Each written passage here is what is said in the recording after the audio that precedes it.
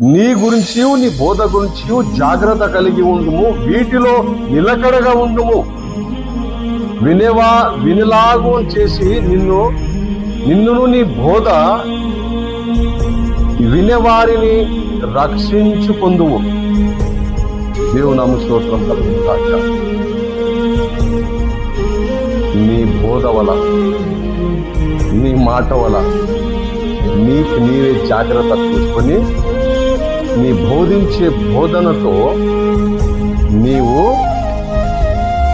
కొందరిని ఏం చేయాలంట? రక్షించుకోవాలంట.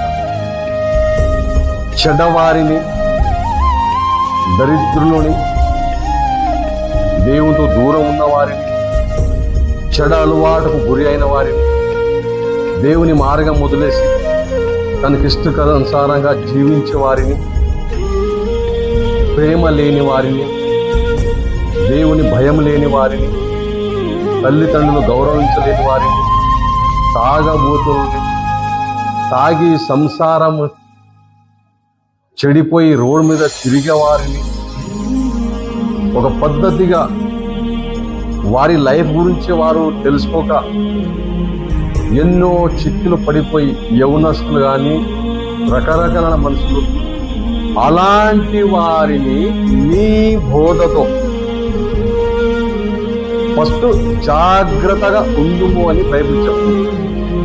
జాగ్రత్తగా వాక్యం, జాగ్రత్తగా వారిని, నిన్ను నీ బోధ వినేవారిని రక్షించుకుందుము. ఎప్పుడో ఈ మంచిగా వారిని బుద్ధితో మంచి దేవుని అధికారంలో వాక్యము చెప్పి వారి మనసుని గెలుచుకుంటే నీవు వారిని రక్షించుకుందు అని ఇక్కడ వాక్యము తెలియజేస్తా ఉంది.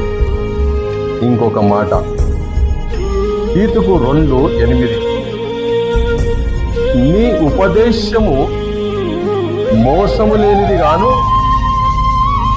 మన్యమైనది గాను, నిరక్ష్యమును అయిన హితవాక్యముతో ఆరోగ్యకరమైన వాక్యంతో కూడినది గాను ఉండవలెను. దేవుని నామమునకు స్తోత్రం కలుగును గాక. సేవకుడు అంటే అసలు ఏమనుకుంటున్నారు? చాలా మంది మనము మెసేజ్ ఇచ్చినప్పుడు ఒక్కొక్కసారి మన మెసేజ్ మనం ఒక్కొక్కసారి పరీక్షించుకోవాలండి. దయచేసి ఎవరు ఏమనుకోకండి. నాకంటే చాలా జ్ఞానవంతులు ఉన్నారు, నాకంటే చాలా సీనియర్స్